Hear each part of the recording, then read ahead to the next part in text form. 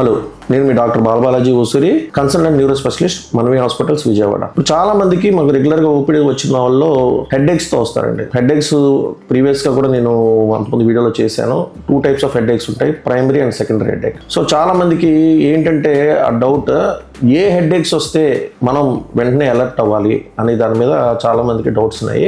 మనకి ఈ type of headaches ఉంటే మటుకి ఇమీడియట్ గా మనం మన దగ్గర ఉన్న న్యూరో స్పెషలిస్ట్ మీరు కన్సల్ట్ అవ్వాల్సి వస్తుంది. ఒకటి థండర్ క్లాప్ హెడ్ఏక్, అంటే సివియర్ హెడ్ఏక్ అనమాట. ఎవరైనా మన తల మీద గట్టిగా సుత్తి పెట్టి కొడితే వస్తే చూసారా, అంత సివియర్ హెడ్ఏక్. ఈ హెడ్ఏక్ యూజువల్ గా మనకి బ్రెయిన్ లో ఉన్న రక్తనాళాలు చిట్లిపోయి రక్తస్రావం జరిగినప్పుడు, అంటే అది ఎండ్రిజం కానీ ఇట్లాంటి వాళ్ళకి థండర్ క్లాప్ హెడ్ఏక్ వస్తుందండి. అంత సివియర్ హెడ్ఏక్ సివియర్ గా వచ్చినప్పుడు మనకి ఇమీడియట్ గా కన్సల్ట్ అవ్వండి. Second headache early morning headaches అనమాట. అంటే పొద్దున్న లేచిన వెంటనే సివియర్ హెడ్ఏక్ ఉంటాం. ఆ హెడ్ఏక్ తో పాటు కళ్ళంతా మసకగా కనపడటం, మళ్ళీ వామిటింగ్స్, ప్రొజెక్టైల్ వామిటింగ్స్, అంటే సివియర్ గా వామిటింగ్స్ అవటం, ఆ వామిటింగ్స్ అవటంతోనే హెడ్ఏక్ తగ్గిపోవటం. ఈ సిమ్టమ్ అనేది చాలా ఇంపార్టెంట్ అండి.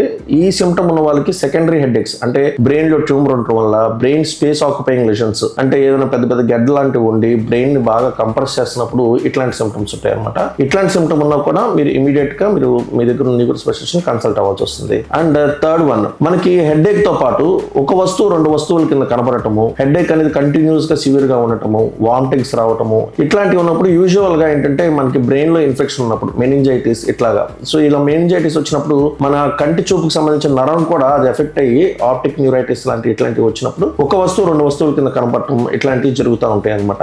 నెక్స్ట్, ఇప్పుడు యూజువల్ గా కాంట్రసెప్టివ్ పిల్స్ వాడుతూ ఉంటారు, పిల్లలు పట్టకుండా కానీ మనకి పీరియడ్స్ రాకుండా ఉన్నప్పుడు వాడటం కానీ, ఇట్లాంటి పిల్స్ ఇవన్నీ వాడినప్పుడు అట్లాంటి వాళ్ళకి ఏమన్నా సివియర్ హెడ్ఏక్ వచ్చినప్పుడు కూడా మీరు ఇమీడియట్ గా కన్సల్ట్ అవ్వాలి. ఇట్లాంటి వాళ్ళకి ఏమవుతుందంటే యూజువల్ గా మనకి చెడు రక్తనాళం, అంటే మెదడుకి మనకి సప్లై చేసే మంచి రక్తనాళం కాకుండా చెడు రక్తం అనేది బ్రెయిన్ నుంచి మళ్ళీ హార్ట్ కి సప్లై చేసే చెడు రక్తనాళాలు బ్లాక్ అయినప్పుడు ఇట్లాంటి హెడ్ఏక్ వచ్చే అవకాశాలు ఉంటాయి. సో ఈ లక్షణాలు ఉన్న హెడ్ఏక్స్ ఎవరికైనా వచ్చినప్పుడు మీరు వెంటనే మీ దగ్గర ఉన్న న్యూరో స్పెషలిస్ట్ కన్సల్ట్ అవ్వండి. దానికి సంబంధించిన ఎవాల్యుయేషన్ చేయించుకోండి. Thank you.